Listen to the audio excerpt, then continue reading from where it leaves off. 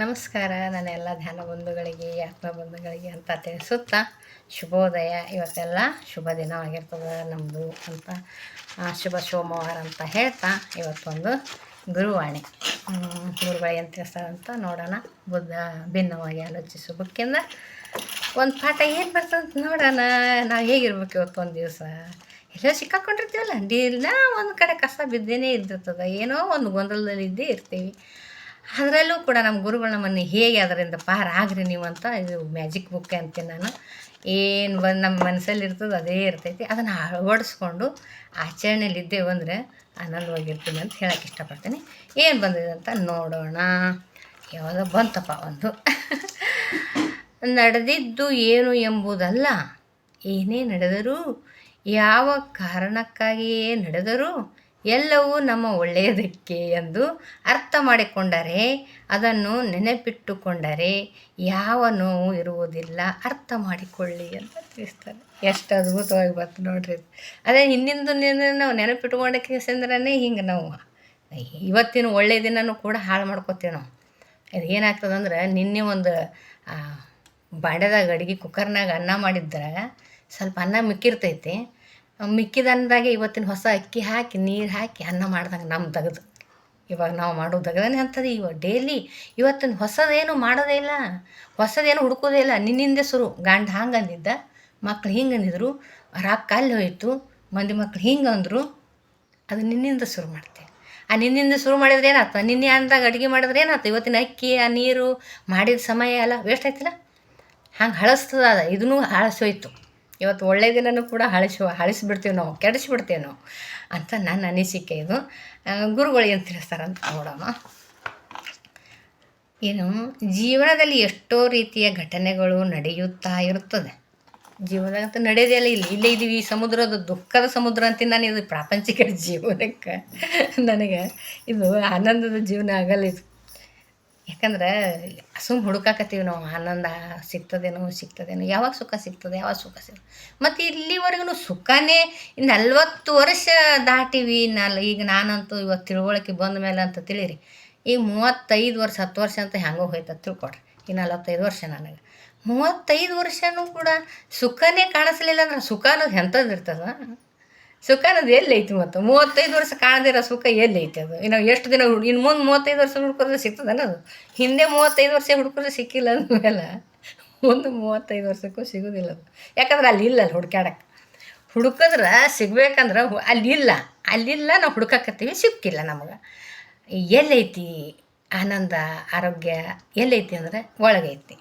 ಆ ಪರಮಾತ್ಮ ನಮ್ಮನ್ನು ಸೃಷ್ಟಿ ಮಾಡಿ ನಾವು ಮಾಡೋ ಈ ಅನಾಚಾರ ಇಂಥವೆಲ್ಲ ಈ ಮನಸ್ಸು ಬುದ್ಧಿ ಮಾಡ್ತೀವಲ್ಲ ನಮಗೆಲ್ಲ ಇಂಥದ್ದು ಹುಡ್ಕೊಂಡು ನಾವು ಹೋಗಿ ದೇವ್ರನ್ನ ಕ್ವಶನ್ ಮಾಡೋದು, ಪ್ರಶ್ನೆ ಮಾಡೋದು, ನಮ್ಮ ಬೇಡಿಕೆಗಳನ್ನು ಇಡೋದು, ಈ ಥರ ಮಾಡಿದಾಗ ಋಷಿಮುನಿಗಳಿಗೆ ಹೋಗಿ ಕೇಳಿದಂಥ ಗುರುಗಳು, ದೇವ್ರ ಏನು ಮಾಡಬೇಕು, ಹಿಂಗಾರಿ ಎಲ್ಲಿರ್ಬೇಕು ಇವರಿಗೆ, ಎಲ್ಲಿರ್ಬೇಕು ನಾನು, ಎಲ್ಲ ಕಡೆ ಬರ್ತಾರೆ ಇವರು ಅಂತ ಅಂದಾಗ ಅವರು ಬೇರೆ ಎಲ್ಲ ಕಡೆ ಮಾನವರು ಎಲ್ಲ ಕಡೆ ಬೇರೆ ಹುಡುಕಾಕತ್ತಾರ, ಬೇರೆ ಹುಡುಕ್ತಾರೆ ಅವರು ತಮ್ಮನ್ನು ತಾವು ಹುಡ್ಕೊಳ್ಳಲ್ಲ. ಒಳಗೆ ನೀವು ಒಳಗಿದ್ದು ಬಿಡ್ರಿ ಅಂದ್ರೆ ಋಷಿಮುನಿಗಳು ಪರಮಾತ್ಮಗೆ, ಭಗವಂತನಿಗೆ. ಹಾಗಾಗಿ ಭಗವಂತ ಒಳಗದಾನಂತ, ನಮ್ಮ ಒಳಗದಾನಂತ. ಅದಕ್ಕೆ ನನ್ನನ್ನು ನಾನು ಅರಿತಾ ಒಳಗೆ ಇಳಿತಾ ಹೋದಂದ್ರೆ ಭಗವಂತನೂ ಸಿಗ್ತಾನೆ, ಆನಂದನೂ ಸಿಗ್ತದೆ.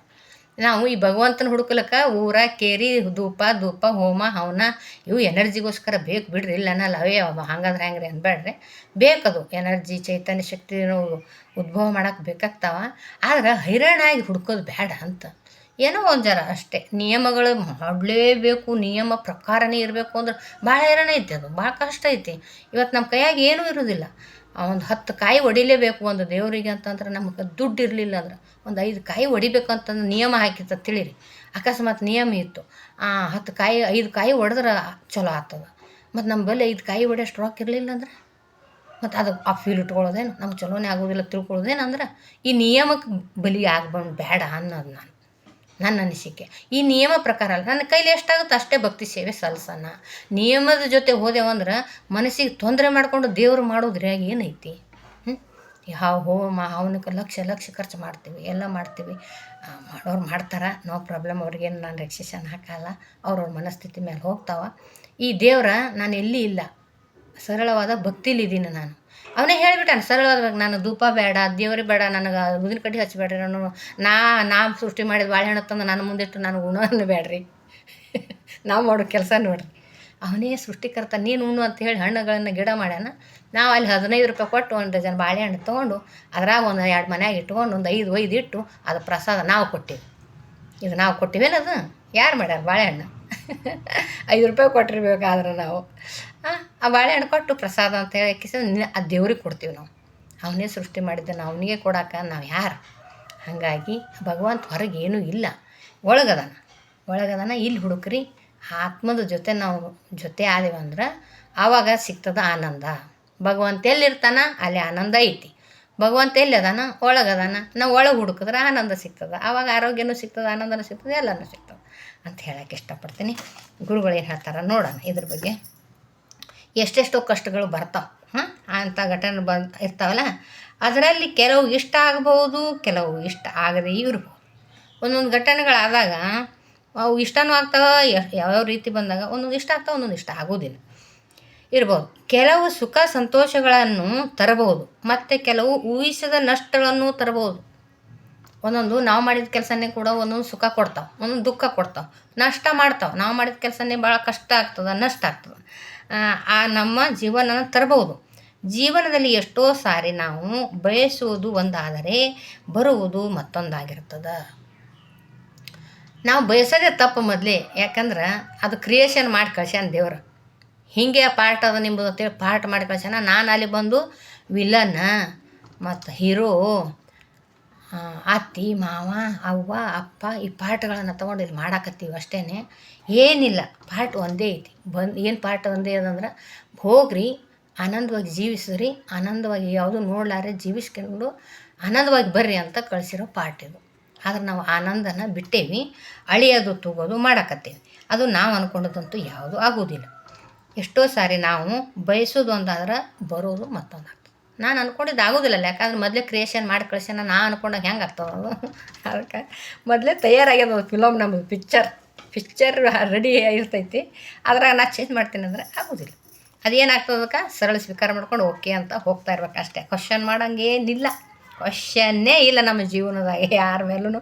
ಕಂಪ್ಲೇಂಟ್ ಸರ್ ಹೇಳ್ದಂಗೆ no judgement, no complaint, no comment, ಇವ್ಯಾವ ಮಾಡೋಂಗಿಲ್ಲೇ ಇಲ್ಲ. ಆದ್ರೆ ಆಲ್ರೆಡಿ ನಮ್ಮ ಜೀವನ ರೆಡಿ ಮಾಡೇ ಕಳ್ಸ್ಯಾನ. ಇನ್ನು ನನಗೆ ಹಿಂಗೆ ಯಾಕಾಯಿತು, ನಾ ಏನು ಮಾಡಿದ್ದೆ, ನಾ ಯಾರಿಗೇನು ಮಾಡಿದೆ, ನನಗೆ ಯಾಕೆ ಆಗಬೇಕು ಅಂತ ಏನಿಲ್ಲ. ಅದು ಎಲ್ಲರಿಗೂ ಏನೇನು ಬೇಕು ದೇವ್ರಿಗೂ ಗುರುಗಳು ಸೃಷ್ಟಿಕರ್ತ ಮಾಡಿ ಕಳ್ಸ್ಯಾನ. ಅದನ್ನು ಸ್ವೀಕಾರ ಮಾಡೋದು ಮನೋಭಾವ ಬರೆಸೋಬೇಕು ಅಷ್ಟೇ. ನಾನು ಸ್ವೀಕಾರ ಮಾಡ್ತಾ ಓಕೆ ಓಕೆ ಓಕೆ ಓಕೆ ಅನ್ನಬೇಕು, ಯಾಕೆ ಅನ್ನಬಾರ್ದು ಅಂತ ಹೇಳೋಕ್ಕೆ ಇಷ್ಟ. ಒಂದಾದರೆ ಬರುವುದು ಮತ್ತೊಂದಾಗಿರುತ್ತದೆ. ಹಾಗಾದಾಗ ಏಕೆ ಹಾಗೆ ನಡೆಯಿತು ನೋಡ್ರಿ, ಏಕೆ ಹಾಗೆ ನಡೆಯಿತು ಎಂದು ಅರ್ಥವಾಗದೆ ಸತಮತವಾಗುತ್ತಾ ಇರುತ್ತೇವೆ. ನನಗೆ ಯಾಕಾಯಿತು, ಹಿಂಗೆ ಯಾಕಾಯಿತು, ನಾ ಯಾರಿಗೆ ಬೈದಿದ್ದೆ, ನಾ ಯಾರು ಮೋಸ ಮಾಡೀನಿ ಅಂತ ನಾವೆಲ್ಲ ಅನ್ಕೋತೀವಿ.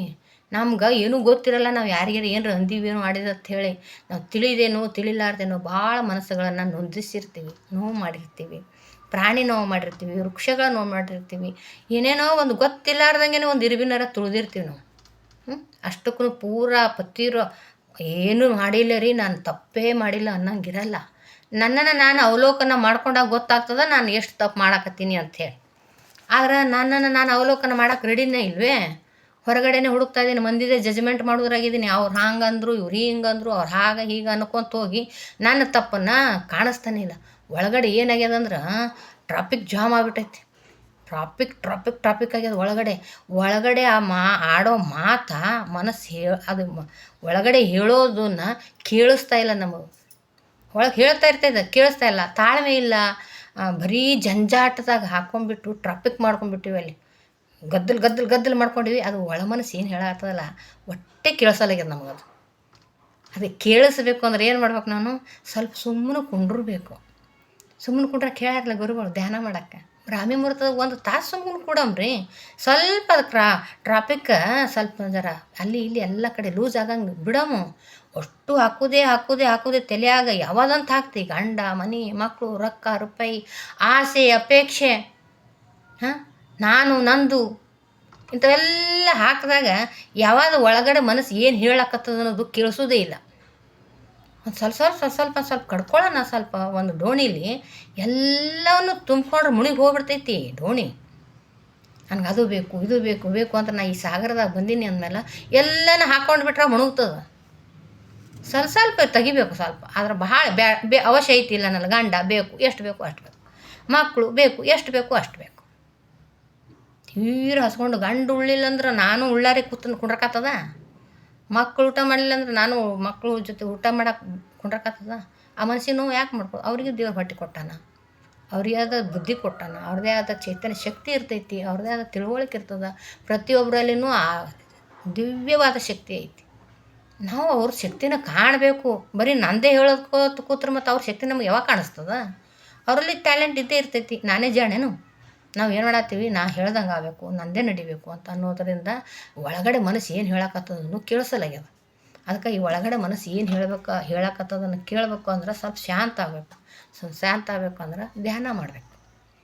ಧ್ಯಾನ ಮಾಡಿ ಸ್ವಲ್ಪ ತಣ್ಣಗಾದಾಗ, ನೀರಿನಲ್ಲೇ ತಣ್ಣಗಾದಾಗ ಒಳಗಡೆ ಏನು ಹಳ್ಳದವ, ಮೀನದವ, ಕಪ್ಪೆದವ ಕಾಣಿಸ್ತವ. ನೀರಿನ ತಿಳಿ ಆಗಬೇಕಿಲ್ಲ.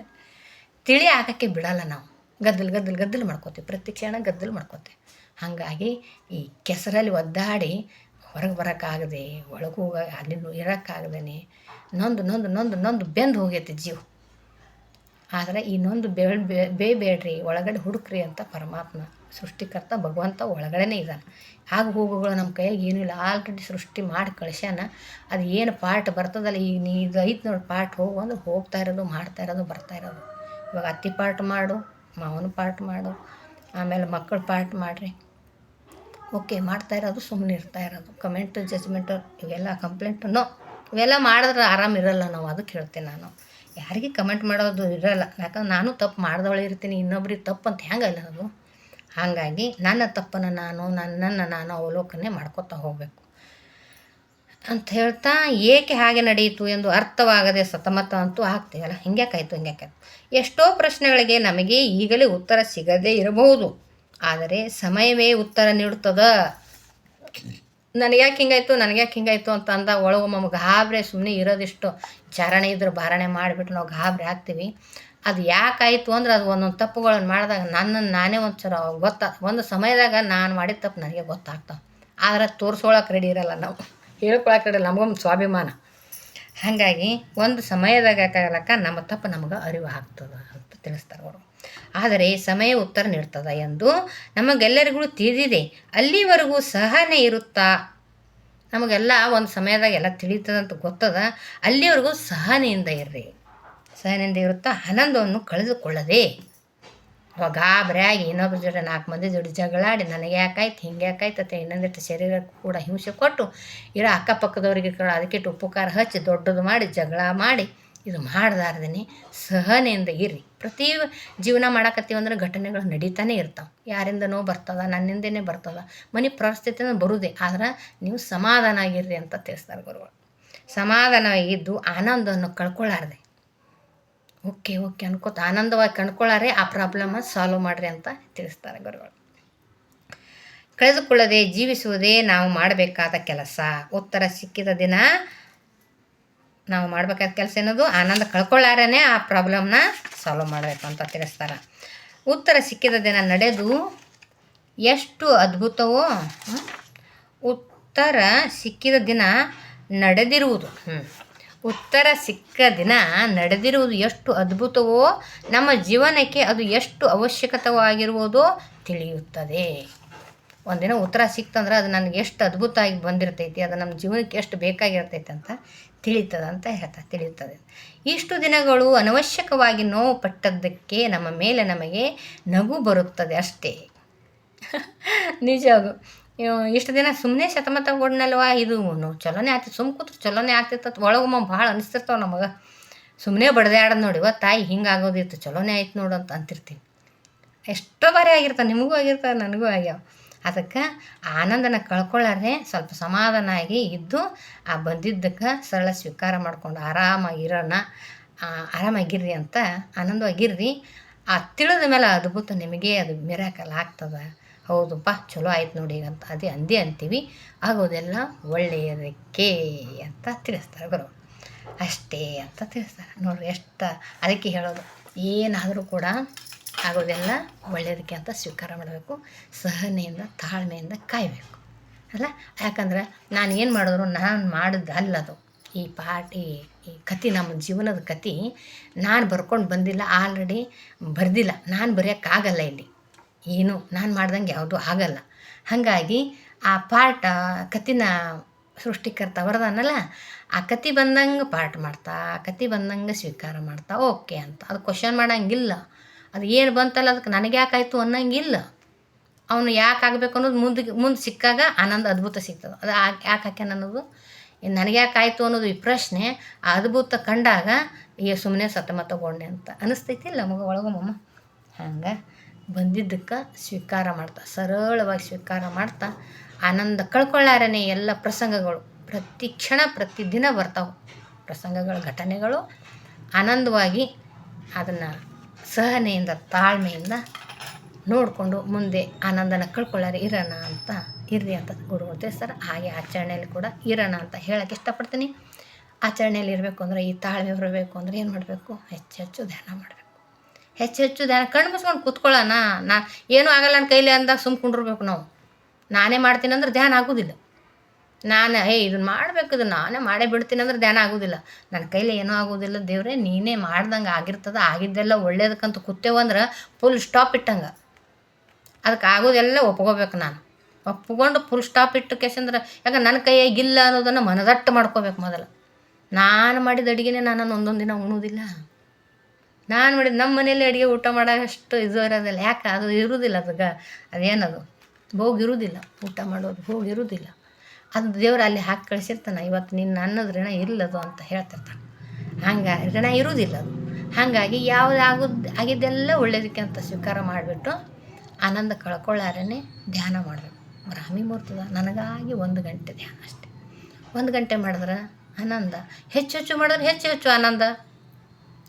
ಯಾವುದೂ ಸಿಗಲ್ಲ ಅನ್ನಂಗಿಲ್ಲ. ಒಳಗಡೆ ಆನಂದ ಭಗವಂತನ ಜೊತೆ ಇದ್ದಾಗ, ಭಗವಂತನೇ ನನ್ನ ಜೊತೆ ಇದ್ದಾಗ ನನಗೇನು ಕಮ್ಮಿ ಆಗ್ತದೆ? ಅವಾಗ ಪ್ರಾಪಂಚಿಕ ವಿಷಯದಲ್ಲಿ ಏನೂ ಕಮ್ಮಿನೂ ಆಗೋದಿಲ್ಲ. ಆದರೆ ನಾನು ಯಾರ ಜೊತೆ ಇರಬೇಕು?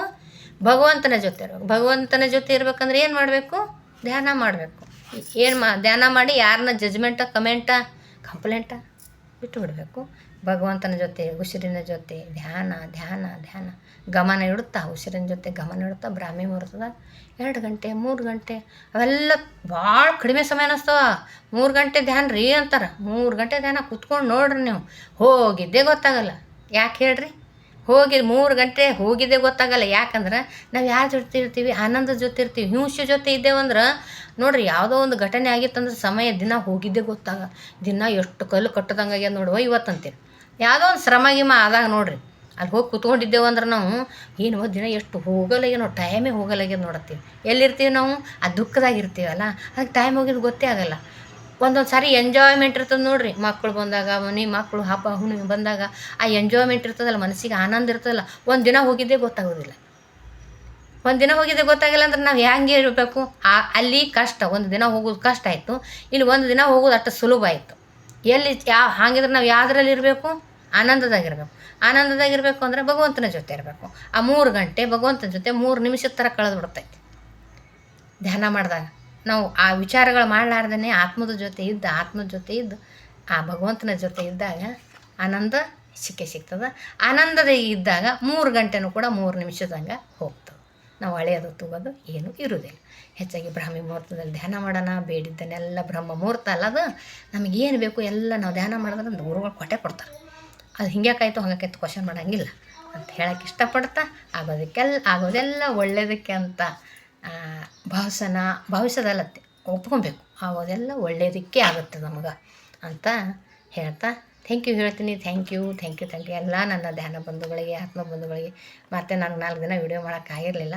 ಮತ್ತು ಫೋನ್ ಮಾಡಿ ಯಾಕ್ರಿ ವೀಡಿಯೋ ಮಾಡಿಲ್ಲ ನಿಮ್ಮ ಅನುಭವಗಳನ್ನು ಹೇಳಿಲ್ಲ ಅಂತ ಫೋನ್ ಮಾಡಿದ್ರಿ. ಅದಕ್ಕಾಗಿ ಮತ್ತೆ ಇವತ್ತೊಂದು ಸಣ್ಣ ವೀಡಿಯೋ ಗುರುವಾಣಿಯಿಂದ ನನ್ನ ಅನುಭವ ಕೂಡ ಅವ್ರ ಗುರುಗಳು ಹೇಳಿದ್ದು ಹಾಗೆ ನನಗನಿಸಿದ್ದು ಅಷ್ಟೇ. ನಿಮಗೆ ಬೇರೆ ಬೇರೆ ಅನ್ನಿಸ್ತಿರ್ಬೇಕು, ಇನ್ನೂ ಅದ್ಭುತವಾಗಿ ಅನ್ನಿಸ್ತಿರ್ತದೆ. ಒಬ್ರು ಹೇಳೋದು ಅಂದ್ರೆ ಇನ್ನೊಬ್ರು ಬೇರೆ ಯಾಕಂದ್ರೆ ಕ್ರಿಯೇಷನ್ ಅವರಲ್ಲಿರುವ ಶಕ್ತಿ ಅವ್ರಿಗೆ ಬೇರೆ ಇನ್ನೂ ಒಂದು ಥರ ಜ್ಞಾನ ಪಡ್ಕೊತಾ ಇರ್ತಾರೆ. ಅದಕ್ಕಾಗಿ ನನ್ನ ಕಡೆಯಿಂದ ಏನು ಮಿಸ್ಟೇಕ್ ಆಗಿಲ್ಲ ಅನ್ಕೋತೀನಿ. ಯಾಕಂದ್ರೆ ನನ್ನ ಅನುಭವದ ಸ್ವಂತ ಅನುಭವದದ್ದೇ ಮಾತಾಡ್ತೀನಿ. ಪುಸ್ತಕ ಹೊತ್ತು ಓದು ಏನು ಹೇಳಲ್ಲ. ಗುರುಗಳು ಹೇಳ್ಯಾರ, ಅದರದ ರಿಲೇಟೆಡ್ ಆಗಿ ನಾನು ಅನುಭವಿಸಿದ್ದನ್ನು ಹೇಳ್ತಾ ಇದ್ದೀನಿ. ಥ್ಯಾಂಕ್ ಯು ಹೇಳೋಕ್ಕೆ ಇಷ್ಟಪಡ್ತೀನಿ ಎಲ್ಲರಿಗೂ ಕೂಡ. Thank you. ವಿಡಿಯೋನ ಸಬ್ಸ್ಕ್ರೈಬ್ ಆಗಿರಿ ಮತ್ತು ಇನ್ನೊಬ್ರಿಗೆ ಶೇರ್ ಮಾಡಿರಿ. ಯಾಕಂದ್ರೆ ನನ್ನನ್ನು ನೋಡೋಕ್ಕಂತ ಬೇಡ, ನಾನೇನು ಬೇಡ. ನನಗೆ ಈ ವಾಣಿಗಳ ಮೂಲಕ, ನಮ್ಮ 2 ಮಾತಿನ ಮೂಲಕ ಅವ್ರ ಮನಸ್ಸು ಕೂಡ ಪರಿವರ್ತನೆಯಾಗಿ ಆನಂದವಾಗಿ ಇದ್ರಂದ್ರೆ ಅದೇ ಖುಷಿಯಲ್ಲ ನಮ್ಗೆ. ನಾನು ಆನಂದವಾಗಿದ್ದೀನಿ, ನೀವು ಆನಂದವಾಗಿರ್ರಿ ಅಂಥೇಳಿ ಈ ಸಣ್ಣ ಪುಟ್ಟ ವೀಡಿಯೋ ಮಾಡೋಕೆ ಬರೋದು. ನಮಗೇನು ಹೊಗಳಿಕೆ ತೆಗಳಿಕೆ, ನಮ್ಗೆ ಕಿರೀಟ ಕುಂಡ್ರಿಸ್ರಿ, ನಮಗೆ ಒಂದು ಇನ್ನೊಂದು ಏನು ಬೇಕಾಗಿಲ್ಲ, ಬೇಡ ನಮಗೆ. ನಾವು ಆರಾಮಾಗಿದ್ದೀನಿ, ನೀವು ಆರಾಮಾಗಿರಿ ಅಂತ ಹೇಳೋಕೆ ಇಷ್ಟೇ ನಾನು ಬರೋದು. ಅದಕ್ಕಾಗಿ ನಿಮ್ಗೆ ಎಲ್ಲರಿಗೂ ಶೇರ್ ಮಾಡಿರಿ ಅಂತ ಹೇಳೋದು, ಸಬ್ಸ್ಕ್ರೈಬ್ ಮಾಡಿರಿ ಅಂತ ಹೇಳೋದು. ಯಾಕಂದ್ರೆ ಹೊಸ ವೀಡಿಯೋ ಹಾಕಿದ ತಕ್ಷಣ ಮಾಡಿ ಏನಾರು ನಾವು ಬಿಟ್ಟು ಹಾಕಿದ್ನಂದ್ರೆ ನಿಮಗೆ ಫಸ್ಟ್ ಬರ್ತಾವೆ ಅಪ್ಲೋಡ್ ಮಾಡಿದ ತಕ್ಷಣ. ಅದಕ್ಕಂತೇಳಿ ಶೇರ್ ಮಾಡಿರಿ, ಒಬ್ರಿಗೊಬ್ರಿಗೆ ಶೇರ್ ಮಾಡಿರಿ ವಿಡಿಯೋ. ಗುರುವಾಣಿ ಮೂಲಕ ಏನು ತಿಳ್ಕೊತಾರೆ ಅವರು ತಿಳ್ಕೊಂಡು ಈ ಬಾಳಿನಲ್ಲಿ, ಈ ಜೀವನದಲ್ಲಿ ಆನಂದನ ಕಾಣ್ಕೊತಾರೆ ಅಂತ ಹೇಳೋಕ್ಕೆ ಇಷ್ಟಪಡ್ತೀನಿ. Yes, okay. Thank you.